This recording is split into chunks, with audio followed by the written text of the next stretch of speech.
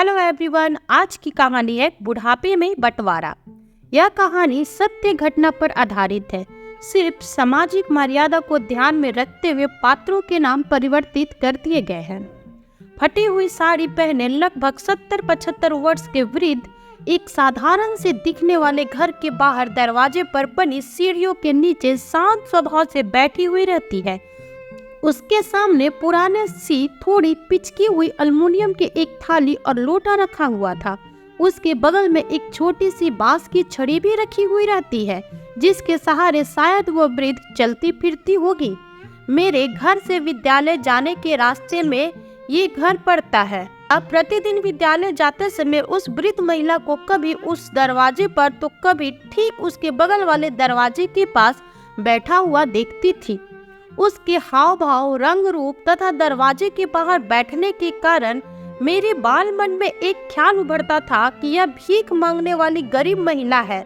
लेकिन समझ के बाहर यह था कि वह प्रतिदिन इन्हीं दो दरवाजों के पास में क्यों बैठती है, जबकि अन्य भिखारी तो पूरे गांव में घूम घूम कर घर घर से भीख मांगा करते हैं। कभी कभी देखा था कि घर के अंदर से एक महिला निकलती थी और इस बुढ़िया के सामने रखे थाल में भात, दाल और कभी कभी सब्जी भी डाल दिया करती थी। उसके बाद बड़ी मुश्किल से एक हाथ में भात वाली थाल और दूसरे हाथ में किसी तरह लोटा और छड़ी को लेकर बुढ़िया धीरे धीरे छड़ी के सहारे चलती हुई उस घर के बगल में बने हुए एक छोटे से कमरे में चली जाती थी।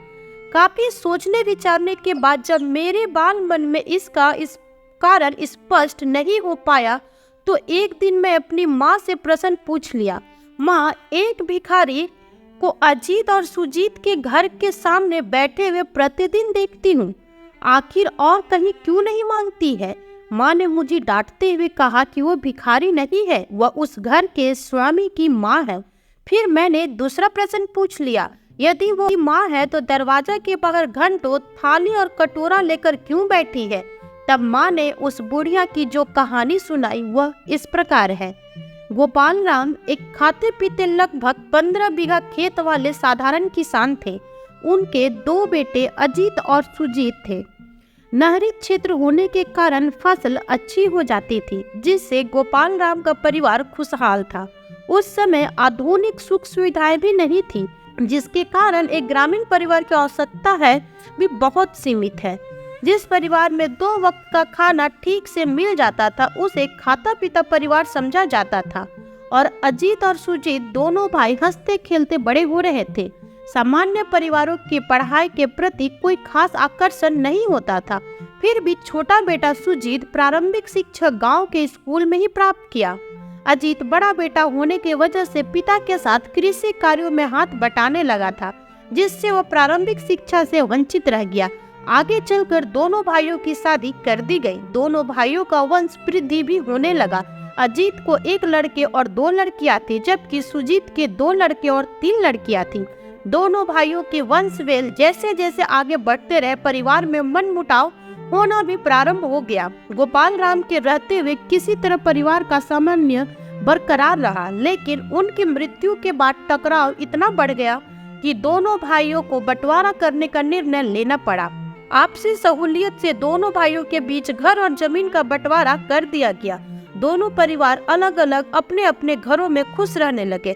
बड़े भाई अजीत पढ़े लिखे नहीं थे, इसलिए उन्होंने कृषि कार्य को ही अपना जीविकोपार्जन का साधन बना लिया। छोटा भाई सुजीत थोड़ा पढ़ा लिखा भी था और अपने पिता के रहते कृषि कार्य से अलग रहने के कारण उनका मन कृषि संबंधित कार्य में नहीं लगता। उन्होंने अपने हिस्से की जमीन को पट्टे पर दे दी और घर के बाहर एक छोटी सी दुकान खोल दी, जिसमें ग्रामीण उपयोग की वस्तुएं रखने लगे। पट्टे से मिले चावल और गेहूं तथा दुकान से आमदनी से उनके परिवार भी ठीक ठाक चल रहा था।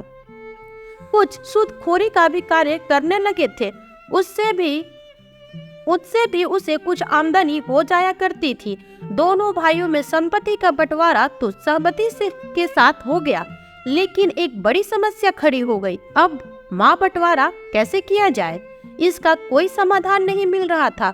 दोनों में से कोई भी अपने साथ माँ को रखने के लिए तैयार नहीं था। काफी सोच विचार कर दोनों भाइयों ने एक फैसला लिया कि जिससे उनका समस्या का समाधान तो हो गया, लेकिन माँ की ममता तार तार हो गई।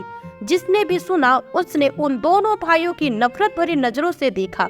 घर के पिछवाड़े में एक छोटा सा कमरा बनवा दिया, जिसमें एक छोटी सी खाट, पुरानी गेदरी, धोती, साड़ी और पुराने कपड़ों का बना हुआ बिछावन, जिसे गेदरी कहते हैं, तथा कुछ सामान्य प्रयोग के बर्तन वृद्ध माँ को रहने के लिए दे दिया गया। माँ भी बेचारी क्या करती। पति गोपाल राम के जीवित रहते ही घर में माँ की तूती बोलती थी। माँ भी अपने बच्चों पर जान छिड़कती थी, लेकिन वक्त का तकाजा देखिए।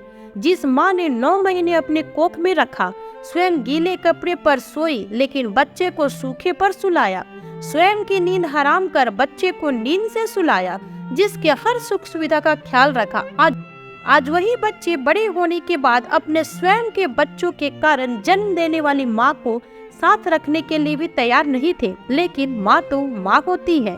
सारी बातों को नजरअंदाज करके एकांत में बने कमरे में रहने के लिए तैयार हो गई। अब समस्या थी माँ के खाने की व्यवस्था कैसे की जाए। आखिर इसका भी हल उन लोगों ने निकाल लिया। माँ के खाने के समाधान के रूप में दोनों भाइयों ने एक महीना की फारी बांध ली। एक महीने अजीत के घर तो दूसरे महीने सुजीत के घर से खाना मिलता था।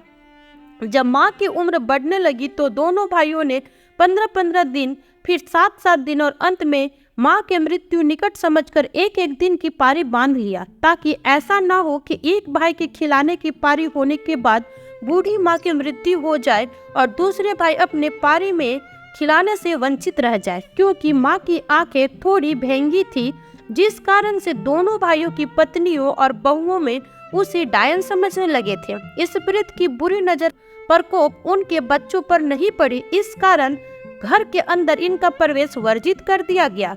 यही कारण था कि बेचारी बूढ़ी माँ उनकी उपेक्षा को मन में अंदर समेटे हुए पेट की आग को शांत रखने के लिए अपने ही गर्भ के जन्म में बेटों के दरवाजों के बाहर घंटों थाली और लोटा रखकर इस इंतजार में बैठी रहती थी कि कब खाना मिले और कब अपने कमरे में ले जाकर भूख की ज्वाला को शांत कर सके।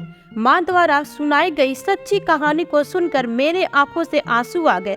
मैं विश्वास नहीं कर पा रही थी कि बचपन में जिस माँ के हाथों की थपकियों में एक अजीब सा सुकून होता है, माँ की लोरियां सुने बिना नींद नहीं आती है, आज वही संतान अपनी सगी माँ को साथ रखने के लिए भी तैयार नहीं था।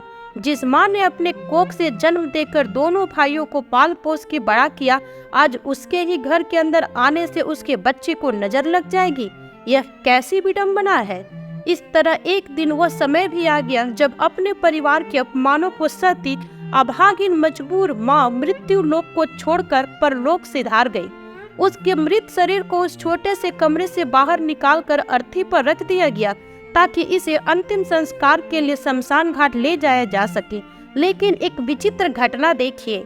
जो माँ जीवित रहते 2 जून रोटी के लिए अपने बेटों के दरवाजों के बाहर घंटों बैठी रहती थी, उसकी मृत्यु के पश्चात उसके ही बेटे उस छोटे से कमरे को कुदाल से खोद डालते हैं, ताकि छुपाए गए खजानों को दोनों भाइयों में बांटा जा सके। लेकिन उस माँ के घर से भला क्या मिलता जो जमा पूंजी नालायक संतानों को पालने में लगा देती है और शमशान घाट में ले जाकर पंचतंत्र में विलीन कर दी गई। शमशान घाट में भी एक परंपरा के अनुसार अग्नि प्रज्वलित करने का अधिकार डोम को रहता है। प्रथा के अनुसार वही शमशान घाट का राजा होता है। इस अग्नि प्रज्वलित करने के बदले वह काफी मोल भाव करता है, लेकिन यहाँ भी डोम की मांग पूर्ति करने के बजाय अग्नि प्रज्वलित करने का अधिकार भी उसे छीन लिया गया तथा यह कार्य भी स्वयं ही संपन्न किया गया। इस तरह उस अभागिन माँ की कहानी का तो अंत हो गया, लेकिन कहावत है कि जो जैसा बोता है वैसा ही काटता है। इस कहावत का 100% सत्य होते हुए मैंने देखा है। इन दोनों भाइयों का अंत भी लगभग उसी तरह हुआ। यदि संभव हुआ तो आगे की कहानी बताने की प्रयास जरूर करूंगी। आप आगे की कहानी सुनना चाहते हैं तो प्लीज कमेंट बॉक्स में कमेंट करके जरूर बताइए। कहानी कैसी लगी कमेंट करके बताएं। फिर मिलूंगी आपसे नई कहानी के साथ न्यू वीडियो में।